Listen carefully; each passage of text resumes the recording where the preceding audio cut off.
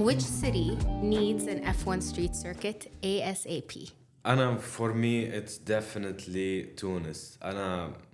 تونس من الشوارع اللي بتجنن وسيتي بتجنن, especially جربو Island. It's that extremely historic island وشوارع very nice people. Everything is very nice about that island. So I think an F1 race هناك بيكون. F1 needs to get on it. I want to know your city. Oh, there's so many, but I think for me, something that has a lot of historical significance, and I saw this AI depiction once of if they were to do an F1 street circuit through the pyramids, and for me, that would be absolutely amazing. Yeah, Can you Egypt. imagine if they did through the streets of Cairo from Khan Khalili to the pyramids? How amazing would that be? احنا عنا historic roads, historic أي stuff والله. عنا. أي والله. أكيد لازم تكون. Definitely. Oh wow, Egypt is a dream. I know. Okay, so actually let's introduce ourselves to everyone. Yep. My name is Noor Al-Abeid. I am one of the co-founders of WatchGP, as you guys know. Hey. أنا إبراهيم صباح. Me and Noor founded WatchGP. Together. Together, yeah. And we are here today. Starting our F1 We WatchGP podcast. Yep. And I have a question for you. What is your funniest WatchGP related or F1 related memory? Yeah, it's me walking on the grid Qatar race, meeting Noor and hi Noor, كيفك دم. We started WatchGP from that particular moment. كانت يعني Who would هاي have thought? No هذيك كانت يعني صدفة was meant to happen. Exactly. And we ran into each other in Qatar. We realized, why can't we watch the races in Kuwait together? يا أصلا كيف تقابلنا لأنه ست نور أكيد كانت بالبادوك. أنا grandstand. I was in the hospitality. I was in the hospitality, not in the paddock yet. I did paddock one day this year in Qatar, and it was an experience, but I was in hospitality. Yeah. Shout out to my friends who got me the hospitality pass. But we actually started WatchGP for a reason, because we saw that there was a gap in the community. You know, what would happen was we would, obviously, Ibrahim, you know this, your friends would get together, my friends would get together, but at the end of the day, there's only so many people you can host in your house, and hosting is tiring. Thank you so much. We are two very hosty people, so hosting is tiring. وخلاص يعني كل يوم أحد العالم عندي بالبيت أنا كمان. والدنيا شوي ضيقة هيك مرات بتكون ويعني لا let's go out, let's enjoy it. Even some strangers coming in, they make a good vibe. And you remember, Noor, they started strangers and now they are family. Literally, they are family. They're part of the WatchGP family now. People we didn't know, and they just came together. And what's really nice about WatchGP is not only are you getting together for the race, you have people getting to know each other. They're debating their teams. They're debating things. They're learning. They're asking questions. We're doing really fun collaborations. The whole point of it, it's not just we're coming together and showing the race. Because let's be real, you could just do that anywhere. But we're giving people a full race weekend experience. Whether it's simulators, trivia, True. We're having merch, we're doing collabs. We're trying to create this whole electrifying vibe that allows people, you're not able to go to the race, we'll bring the whole experience to you. Yes. وشي من الأشياء اللي كتير أنا حبيته بالسيزن اللي فات نور. أكيد لاحظتي هذا الموضوع. بس العالم كيف كانوا they used to share the feelings when they are happy, everyone is screaming, and when people are sad for a DNF or whatever it is, people were sharing this thing. فعن جد كان شيء كتير حلو. اي والله صراحة I have to say this was a fantastic launch season. اللي شفناه, it was way beyond what we expected, honestly, WatchGP to be, especially in our first season. Having Red Bull on board, having Petronas on board, having, Bobtain, having all of it, especially working with local concepts, because, something that we both agreed on is that we want to work with local concepts. True. We want to support them, doing events there, highlighting their food, highlighting their hospitality. and really showing in homegrown brands working alongside international brands. These are some of the biggest companies and organizations, not only in motorsport, but in the world. True. And it's a very good opportunity to thank each and every one of the Really. sponsors. Yani, it was our first season. And they put their trust in us. Exactly. They just trusted us, they supported us, and it's a very big thank you to all really of them. Is. Big shout out to our partners and our sponsors from last year, from Red Bull to Petronas to WIAC and everyone else. Really big thank you to all of our location partners as well. Thank you for trusting us. And allowing us to host in your places. We did, Barba, we did Salt, we did Good Cup. We were able to really highlight all these nice new young brands who خذوا حقوقهم, you know what I mean? We're showing how great they are in creating something so different there. Yeah, and it was fantastic. People were fantastic. We came, other than sponsors as companies, we came to know people from these companies who are like an amazing people. Really? So a very big shout out to all of them, and thank you so much. Yes. Our team that started off as volunteers. Silvio, بلشنا أنا وياك, and then Silvio and Amina came on, and shout out to them, honestly. Such an amazing team. And then Ahmed came on, and now we have a new addition. You guys will definitely, we will be introducing them on the podcast. And it's also really nice because we all have such different takes on events, but also on motorsports in general. So it's really fun because we get to all debate, learn. We've become a family. True. That's great. I actually have a question for you. Shoot it What out. was your most insane race event that we've ever hosted? Oh, so I can't really remember what circuit or what race was that, but maybe... Silverstone? No. The question again. The most insane race event we've done. Okay, no, insane, that's definitely Silverstone. It was like people were all over the place. I was out of town for this. Yeah. So sad. Me, احنا as a WatchGP team, let's say, كنا هناك أنا Silvio, those are like deadly Lewis Hamilton fans. We were so happy that Lewis Hamilton is saying goodbye to Mercedes in his own way. Like, it was great for him to take Silverstone, but also like the amount of people, we did not realize it was going to be a holiday, a public holiday.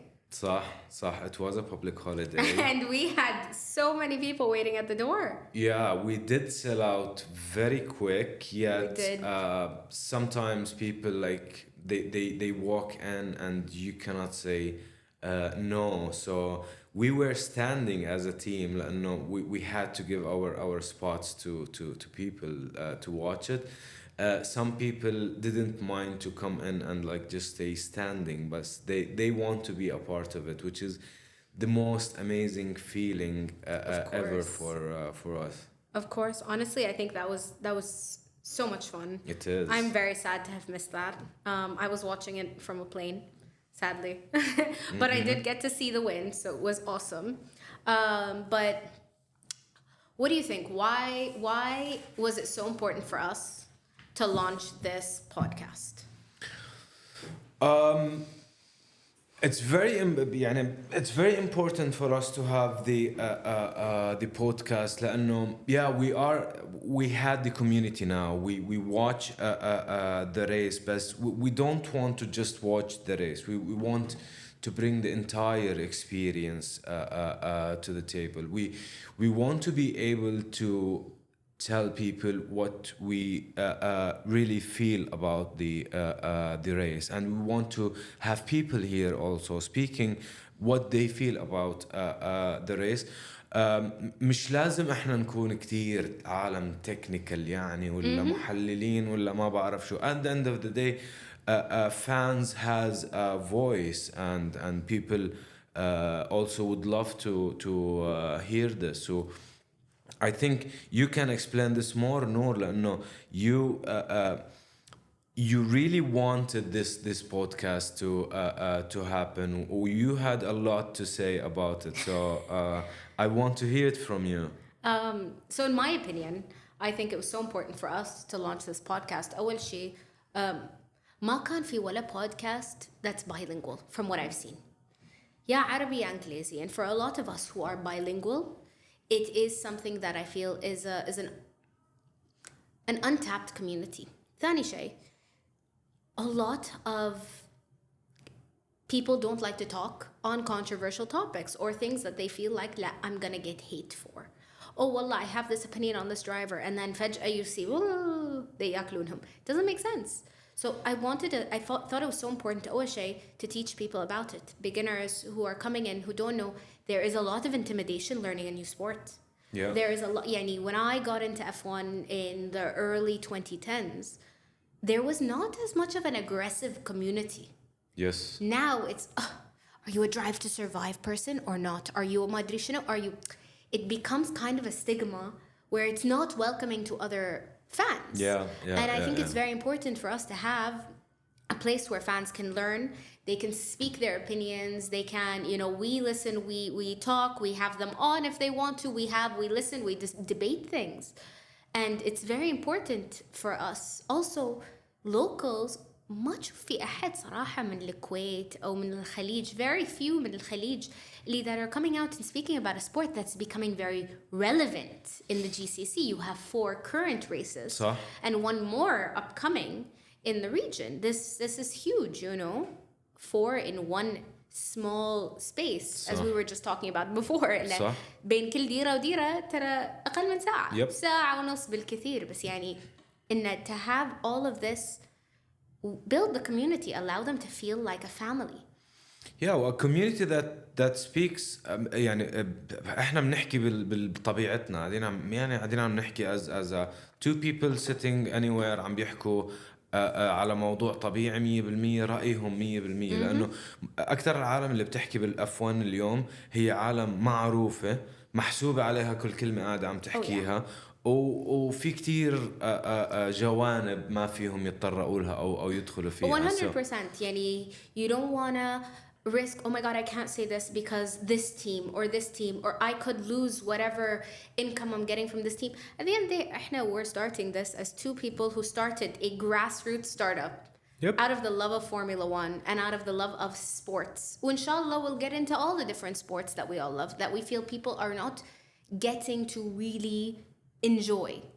But at the moment, we feel صدق as Formula 1 fans and long-time Formula 1 fans, I would say. Yep. It's huge for us, and نبلش شغلة that is so needed in the region and in the Arab world in general. لأن you have a huge fan base. When I was doing the statistics, what is it?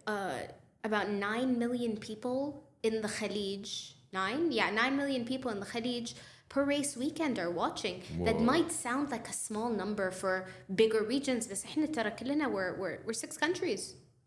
Yep. It's not bad. And the Middle East has a huge fan base. Can't remember the exact number, and I will definitely pull that out for next time when I have all the statistics. I did all my research. It's a huge community that's very untapped, and I feel حتى teams, حتى drivers, they're not truly connecting with their Middle Eastern. True.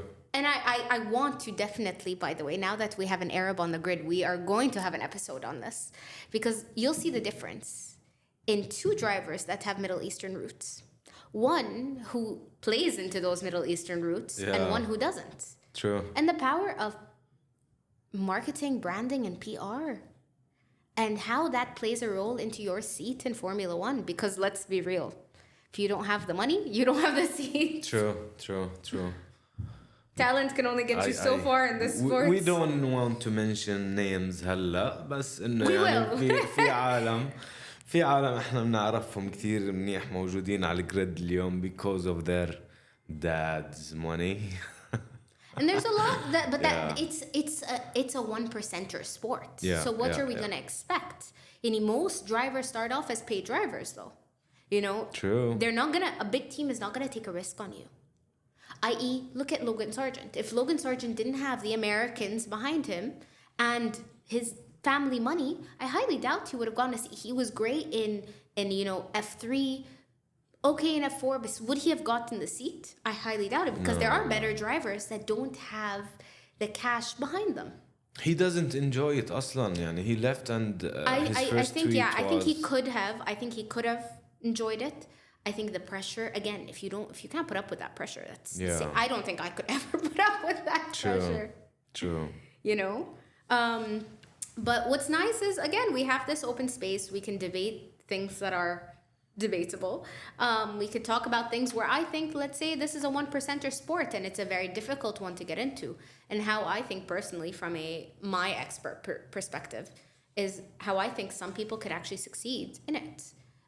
And I think, with these new rookies, a lot of them are playing into the audience now. Yep. It's a lot more PR savvy. Yeah, I think 2025, when mentioning the rookies, I think it's the biggest rookies season. It's been a while since we had this many rookies. Yeah. Mercedes has never taken on a rookie since, I don't know, what was it? I was reading an article the other day about the last time Mercedes took on a full rookie. Was in the 30, 40 years ago. Don't quote me on that. It was an article that I read, but I thought that was crazy because they don't take on rookies. True. So Kimi Antonelli has big shoes to fill.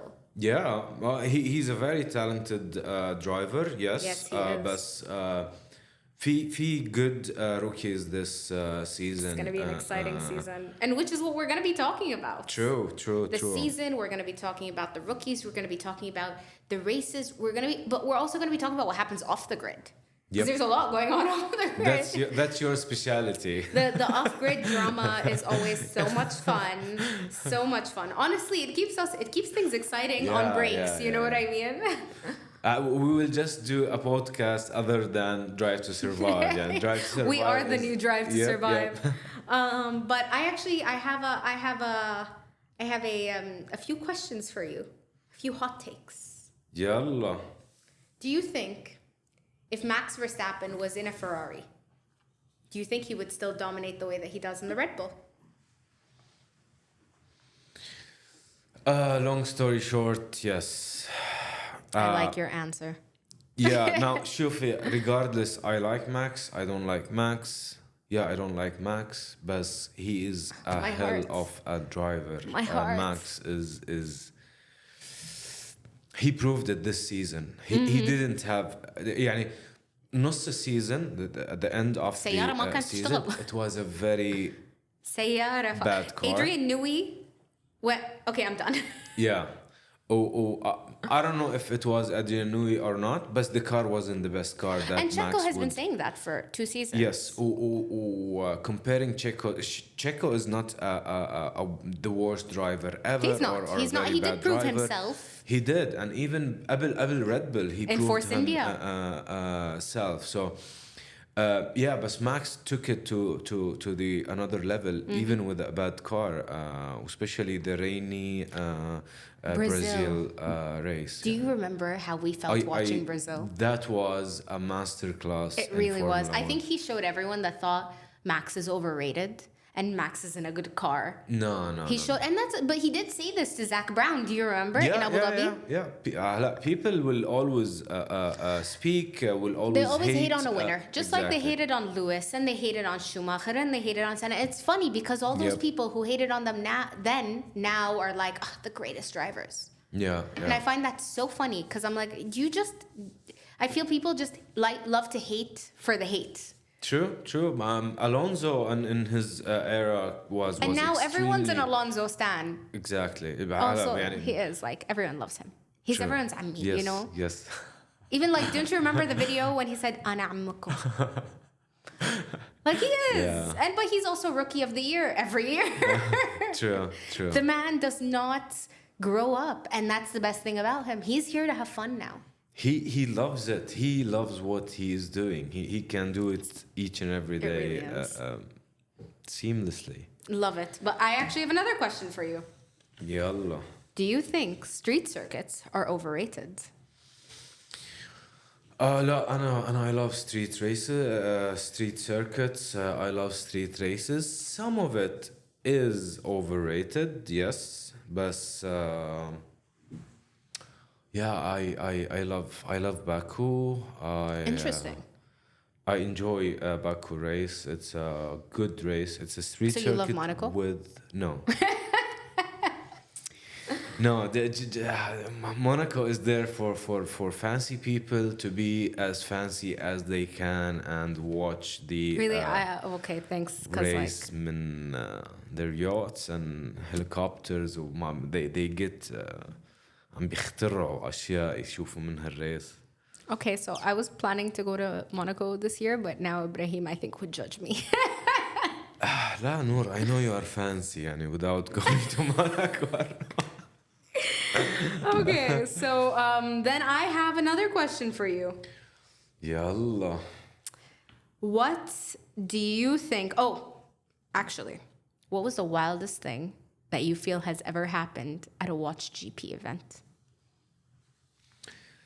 So بيوم من الأيام كنا عم نجهز كنا بباربا. Yes, it was the summer. It was the summer. Oh, we were displaying in Barba. Oh, it was 20 minutes قبل ما يبلش الريس. People are all in full house. بيدخل علينا حدا وبقولنا إنه إحنا لازم نقطع الكهرباء بهاي المنطقة كاملة.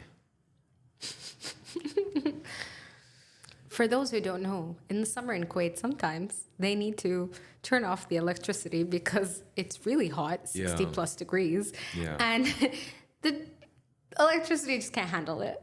And so Brahim got noticed 30 minutes before an event that they had to turn off the electricity in the whole area. I think it was Saudi race and you were there at the... No, Saudi wasn't in the summer. It was one of the summer races because I was in Europe somewhere. Okay. It was not Silverstone. What was the other one? Was it Hungary or Belgium? I really and we had to cancel it. the race. No, we didn't really cancel the race. يعني sorry for the fans who were there, but we missed like 10 minutes of the No, do you remember race. there was one of them that we did cancel? Yeah. Hungary, right? No, I can't remember, but we did have to cancel one because of the electricity. One of them, we completely canceled it. People didn't show up. And one... Note to selves, this year, we have to get a generator. yeah, generator, yes. WatchGP generator. WatchGP generator. We're gonna need a sponsor for exactly, that. that's a shout out. Anyone for the who wants sponsors. to sponsor and get us a WatchGP generator, we will not say no. Yeah. But that brings me to my next question. Which driver do you think is going to be the first driver to get a penalty in 2025? Wow. You know my answer. No, I want to hear your answer first. Yeah, I want to hear your answer. 10-second penalty for Ocon. Ocon? Of course. Alain Behrman, he's learning, he's the rookie for Ocon. God help him. Ocon's so aggressive. Yeah. He just hits his own teammates. Yeah, but Behrman is no easy cookie. He is not. Yeah. He's the Behrman. What is... It could be a penalty for anyone. rookie? Sauber is what's his name? Gabriel, yeah, I think Gabriel. Really? Yeah, عضمه لسه طري Gabriel. I think هذا هيك شوية DNF على شوية penalty أول كم race. Ooh, I actually, you know what? I think if it wasn't Ocon, in my opinion, it'll probably be Max for cursing. Yeah, No, but would that count as a penalty? I don't know what the... No, because they give him... Well, would it be a penalty? Well, it's usually a monetary penalty, We need to ask the president. محمد بن سلاير عندنا سؤال. أستاذ محمد بن سلاير. Please let us know because apparently all fans are unsure on what the penalties are. Yes. هلا يعني you are showing up a lot, you are telling lots of new rules and things. بس يعني I'm not liking this new... Did you see what Gordon Ramsay said? Yeah. He was just like, let them... On it, I understand. لأنه ما عنده penalty, so he was like, yes, but so also good like, to say it. They are driving at 200, 300 kilometers an hour. Like, do you expect them to censor themselves? Yeah. I don't also like ايش دعوة عادي. كمية الادرينالين اللي هم فيه والستريس وكل شيء يعني. I'm not surprised. يوكي شو بده يعمل؟ يوكي شوف سنودا رياضة تانية. هذا next level يعني. هذا تعلم إنجليزي من garages. Yeah. But do you remember what he used to, how many bleeps they had to bleep out when he would Yes, drive? yes, It was yes, fantastic. But yes, I think that's pretty much it for us. We are actually before we go, pre-season testing. How do you feel? هلا أنا to be honest I feel إنه العالم اللي راح تحضر ال pre-season testing هم أكتر من العالم اللي راح يحضروا ال first race لأنه because it's Ramadan and it's in the morning and it's in Australia and we are all tired. Yes. Plus في كتير خبايا يعني لويس هامilton and Ferrari راح يبين الموضوع. Oh yeah, pre-season testing. بالtesting. How good or bad the mid-grade teams. Oh yeah, I think Sauber is not going to do great. No, but from what I heard, they're going to have a terrible engine. Like Alpine, they ended up the season in a very good place. Not a fan of Ryan Reynolds, but I'm a fan of his investment in Alpine. Yes. اللي عم بينحكى عن النيو فيراري 1 second faster each lap. Would Hamilton be on the podium or no? هذا كله راح يبين بال. I'm very excited. Which it's on the 26th, 27th, 28th. You guys could actually keep track because we are releasing our WatchGP F1 2025 calendar. Yes. It will be online to order next week. I was going to say next year, تخيل. No, next week. But it is 10 a.m. to 7 p.m. every day for those days. It's going to be very fun. Yes. Should we host a WatchGP season testing? Again? Let us know in the comments. اللي ما بده يروح عليه ولا race بالseason. Next week on our website, the calendar will be there. You can buy it, have it all year long. Pop up. And what's nice is I've also created, you saw, the little like notes so you could guess your podium predictions and all that. And we are actually going to be also doing F1 predictions for the season. Do you remember we spoke about it? About doing where people have to enter in their predictions? Of course, بس أنا معكم بدي أقول لهم كل شيء. هاي نور زبطتكم بأول معلومة.